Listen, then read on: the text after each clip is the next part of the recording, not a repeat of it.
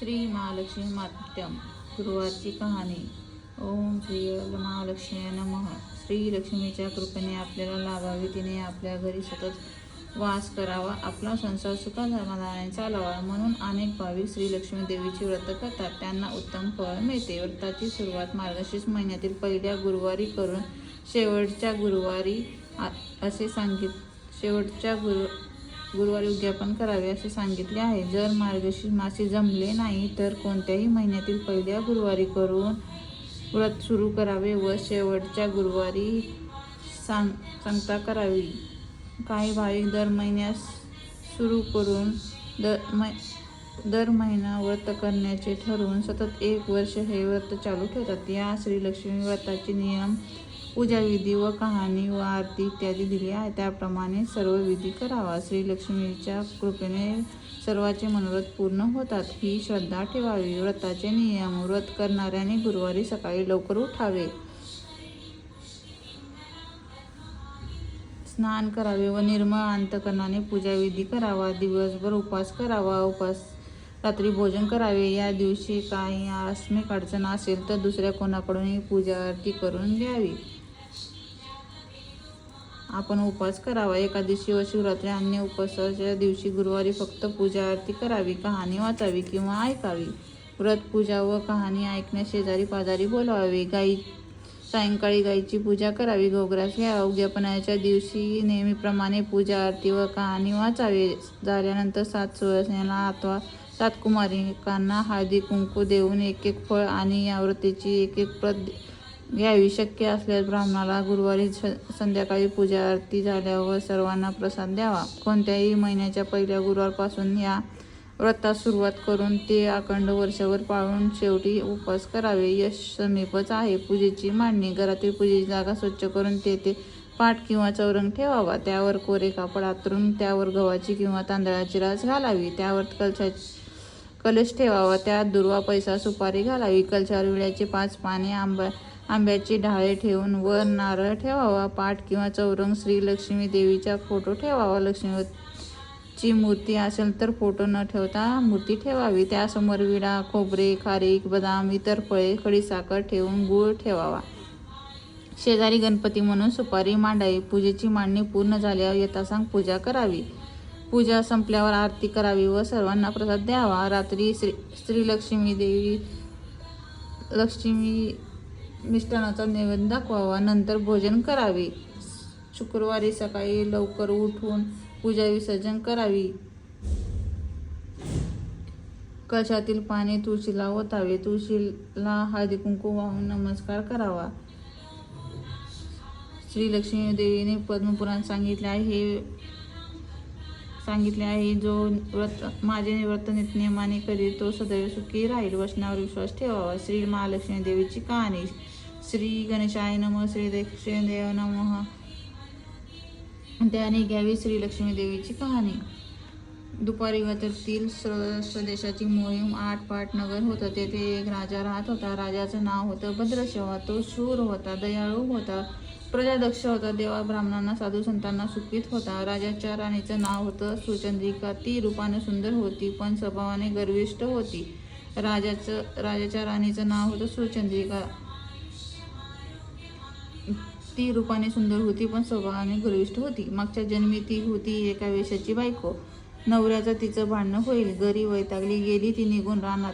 तिथे पाहिलं सुवासिनी त्या करीत होत्या लक्ष्मी व्रत. तिने पाहिलं व त्यांच्याबरोबर तसं व्रत केलं. दुःख गेली, दारिद्र्य संपली, परिस्थितीची सुधारली. देवीची भक्ती करीत होती.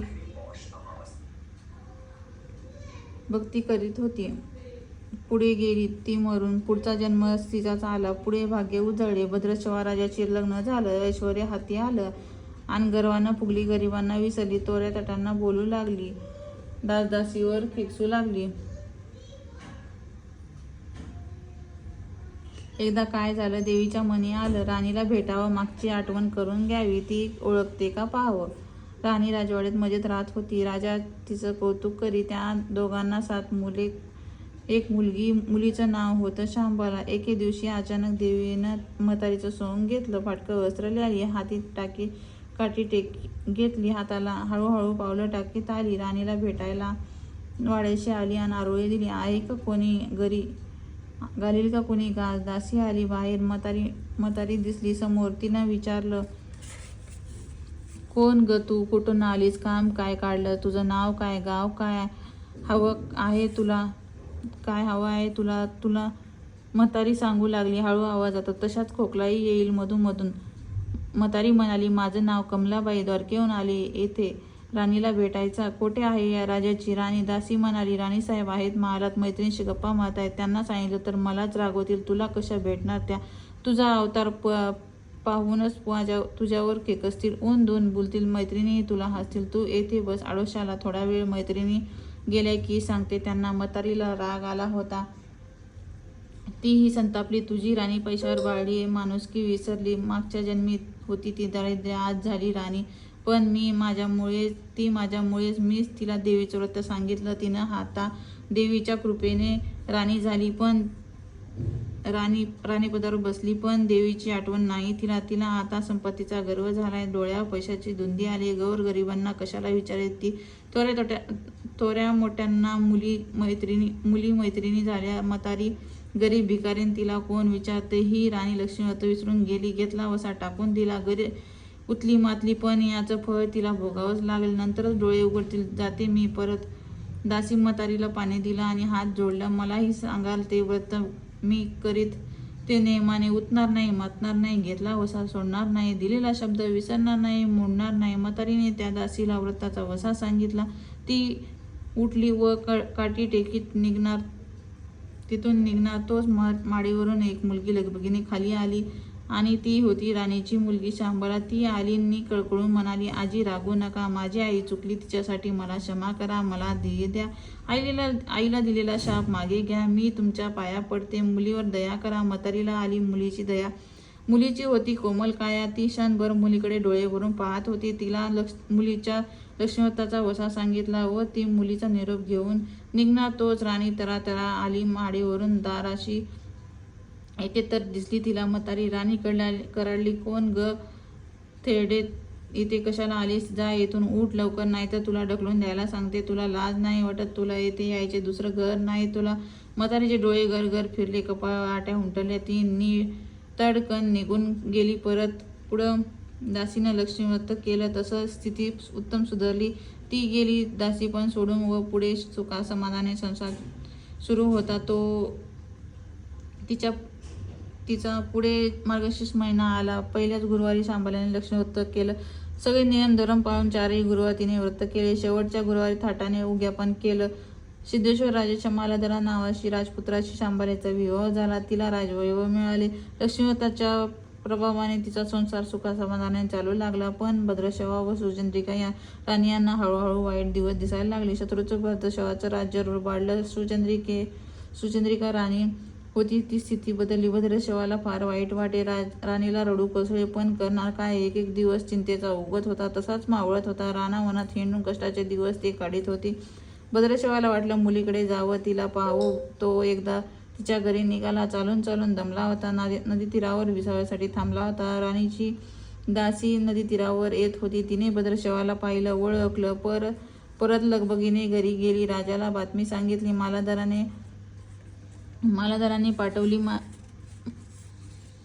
मालाधाराने माणसं पाठवली. रथ पाठवला. शूरांनी घरी आणलं. मान सन्मान केला. नवी वस्त्र दिली व गळ्यात हार घातला. शांबाला वडिलाची नीट व्यवस्था ठेवत होती. राजाचे दिवस मजेत जात होते. आता परत जायचा विचार त्याच्या मनाने घेतला. जावयाला तसं सुचवलं. भद्रशवा मुलीचा व जावयाचा निरोप घेऊन निघाला. जावयाच्या नोकराजवळ एक हांडा दिला. मोहराने भरला होता. तो नोकराजवळ सोबतीनं राजा पुन्हा अंगराकडे परतला. चंद्रिकेला भेटला. हांडा पाहून ती खुलली. हांड्यावरचं झाकण काढलं. आत पाहते तो काय, आत दिसले कोळसे. सुचंद्रिकेने कपाळावर हात मारून घेतला. नवऱ्याला सांगितलं. तोही चकाकीत झाला. ते ऐकून दुःखाचे दिवस एक संपत नव्हते. दारिद्र्याचे भोग सुटत नव्हते. चिंतेचे ढग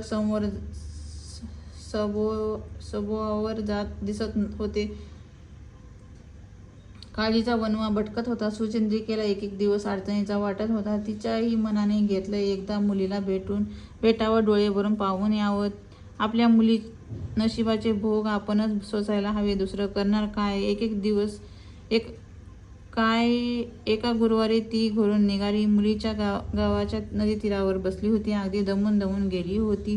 त्यावेळी एक दासी नदी तीरावर आली होती. तिने राणीच्या आईला ओळखलं. ती महाली गेली. राणीला बातमी दिली, तुमची आई नदी तीरावर बसली आहे, खूप दमलेली दिसली, तिला आणायला पाठवा कोणीतरी. शांबालीने रथ बोलवला. आईला घेऊन यायला सांगितलं. आई रथात बसून घरी आली. शांबालीने पाहिलं आईला. तिने प्रेमाने मिठी मारली. मुलीच्या घरचं ऐश्वर्य पाहून तिचे डोळे तृप्त झाले होते, पण तोंडातून शब्द फुटत नव्हता. आईला स्नान करायला सांगितले, मग पैठणी नेसायला दिली. गळ्यात सोन्यामोत्याचे अलंकार घातले. आईचं रूप उठून दिसू लागलं. दुपारची वेळ झाली होती. शांबाला लक्ष्मीवताचा वसा करीत होती. लक्ष्मीच्या देवीच्या भक्तीने पूजा करीत होती. आरती झाली. धूप दिव्यांचा वास दळवळत होता. शांबालेने उपासच होता, तोही कडकडीत करी. अगदी निराहार राहून आईच्या जेवणाची तयारी झाली. तिने आईला जेवायला बोलवलं आणि आईला मागच्या जन्माची आठवण झाली. लक्ष्मीवताचा वसा करीत होती. लक्ष्मीदेवीच्या कृपेने ती राणी झाली होती. ती म्हणाली, श्यामा मीही जेवत नाही, मीही तुमच्याबरोबरच उपासच करीन. श्यामा ठीक आहे म्हणाली. मार्गशीर्ष महिनाच होता तो. 4ही गुरुवार मुलीने केलेले व्रत तिच्या आईने पाहिलं. भावनाने नमस्कार करीत होती, उपवास करीत होती, सर्व दुःख दूर व्हावेत म्हणून प्रार्थना करीत होती. महिना संपला व घरी जायचा विचार ठरला. तिला पोचायला शांबाला बरोबर गेली होती. 4 दिवस राहून शांबाला परत निघाली होती. मालाधराने पुरी पाठवलेल्या हांड्याचे तिने घेतला. त्यात मीठ भरले व तो नौकराजवळ देऊन ती पुन्हा आपल्या राजवाड्यात आली. मालाधराशी गप्पा गोष्टीत वेळ जात नव्हता. त्याने सहज विचारलं, माये राहून काय आणलं? शांबालाने बरोबर आणलेल्या हांड्याकडे बोट दाखवलं. मालाधराने झाकण काढलं. आत काय दिसले त्याला? मिठाचे खडे. अगं वेडे, हे मिठाचे खडे कशाला? येथे नाही का मिळत मीठ? हो मिळते नाही, पण हे मीठ माझ्या वडिलाच्या राज्यातलं आहे. वडिलाचं राज्य सौराष्ट्रात होतं. तिथल्या शेजारच्या समुद्राचं आहे हे मीठ. समुद्र तीरावर दूरवर वडिलाचं राज्य पसरलं होतं. पण आज शांबालीच्या सांगण्यातील गोम राजाने हेरली होती, पण ते विचारचक्रात गुंतला होता. शांबालाने सांगत होती, हे मीठ जीवनाचे अमृत होते. मिठानेच अन्नाला रुची येते. मीठ नसेल तर सारे पदार्थ आणि बेचव. जो माणूस मीठ खातो तो धनाशी नेहमी इनामी राहतो. त्याचं रक्षण करतो. कामात कसूर झाली तर प्राणार्पणही करतो. मालाधराने विचारचक्र थांबवलं नव्हतं. त्याने ताबडतोब आपले सेवक आपल्या सासऱ्याकडे भद्रशवाकडे पाठवले होते व ताबडतोब बोलून घेतलं. भद्रशवाला या तातडीच्या बोलवण्याचा काहीच अर्थ कळत नव्हता, पण अधिक विचार न करता तो तातडीने जावयाकडे आला. दोघांची गुप्त बैठक झाली व त्यातून एक नवा विचार निश्चित झाला. भद्रशवानं आपली अनुमती दिली होती. मालाधराने आपल्या मुख्य सेनापतींना ताबडतोब भेटून जायची आज्ञा केली. सेनापतीने आले व त्यांनी मालाधराने आदरपूर्वक वंदन केले. काय आज्ञा आहे असे नम्रपणे विचारले. भद्रशवाने राज्यात जिंकून घेतलेल्या शत्रूवर ताबडतोब स्वारी करून जायचं. प्रत्येकाने सैनिकाच्या हाती या हांड्यातील एक मिठाचा खडा द्यायचा. शपथ घेऊन शर्तीने झुंजायला सांगायचं. राजाच्या आज्ञेनुसार सेनापती सर्व व्यवस्था केली व दुसऱ्या दिवशी सर्व सेना घेऊन शत्रूवर चाल केली. शत्रू बेसावध. मालाधराचे सैनिक अधिक सावधगिरीने शत्रूच्या राज्यावर तुटून पडले. घणाघातीत लढाई सुरू होती, पण मालाधराच्या सैनिकाचे पवित्र शत्रूला अडवताच येत नव्हता. शत्रूचे सैनिक जमिनीवर कोसळत होते. मालाधराचे सैनिक परकष्टाने पुढे सरसावत होते. युद्धाच्या तांडवाकंठ चालू होतं. सूर्य पश्चिमेकडे सरकत होता. थोड्याच वेळात अंधार पसरणार होता. मालाधराचे सैनिक अधिक ईशान्य पुढेच पाऊल पुढे खेचत होते आणि शेवटी मालाधराच्या सैन्याने शत्रूचा पुरा पाडशा पाडला होता. मालाधराच्या सैन्याने अपूर्ण विजय मिळवला होता. भद्रशवाचे राज्य पुन्हा मिळवलं होतं. मालाधरांना व शांबालीला ही आनंदाची वार्ता सेनापतीने ताबडतोब कळवली. मागे राहिलेल्या सैनिकांनी त्या शत्रूचा राज्यातील मुख्य खजिना लुटलेला अफाट संपत्ती त्यांना मिळाली होती. ती पोत्यात भरून मालाधराकडे आणली. त्यात सोन्या मोहरा होत्या, अनेक नाणी होत्या, कित्येक शस्त्रांचा साठाही होता. मालाधराने भद्रशवा चंद्रिकेला राणीला घेऊन यायला सांगितलं. तीही आल्यावर घरात आनंदाला उधाण आलं होतं. तो होता गुरुवारचा दिवस. शांबाने लक्ष्मीव्रताची पूजा केली आणि आरती केली. धूपदिव्यांचा वास सुगंध दळवळत होता. तिने तिच्या आईला उपवास केला. रात्री देवीची आरती झाली. देवीला नैवेद्य झाले व सर्वांचे मिष्टांनाचे जेवण झाले. मार्गशीर्ष महिन्यातील हा शेवटचा गुरुवार, लक्ष्मीव्रताची शेवटचा दिवस. या मंगल मुहूर्तावर मालाधराने भद्रशवाचं राज्य त्याच्या स्वाधीन केलं व व्रताची खरी सांगता झाली. राजा राणी परत आपल्या सौराष्ट्रात आली. सुचंद्रिकेने पुन्हा लक्ष्मीव्रताचा वसा घेतला व तो अजन्म पाळला. घरची स्थिती पुन्हा पूर्वीप्रमाणे सुधारली होती. राजाने 7 मुले कुठेतरी दूरदेशी गेली होती. तेही अचानक घरी आले. त्यांना पाहून आई वडिलांना जो आनंद झाला त्याचे वर्णन शब्दात सांगणं अगदी अशक्यच. श्री लक्ष्मी देवीच्या व्रताचे हा अपूर्ण विजय अनुभव राजा राणीने पुढे सतत घेतला. त्याचे जीवन निश्चित झाले होते. दुःखाचं वादळ पूर्ण थांबलं होतं. सुखाची वारे सर्वांना सुखवीत होती. अशी ही 60 उत्तराची कहाणी सर्वांनी ऐकावी, वाचावी. लक्ष्मीच्या कृपेने त्यांचं घर सदैव फुलावं अशी 5 उत्तराची सफूल संपूर्ण करून सर्वांनी देवीला वंदन करावे. श्री लक्ष्मी माता.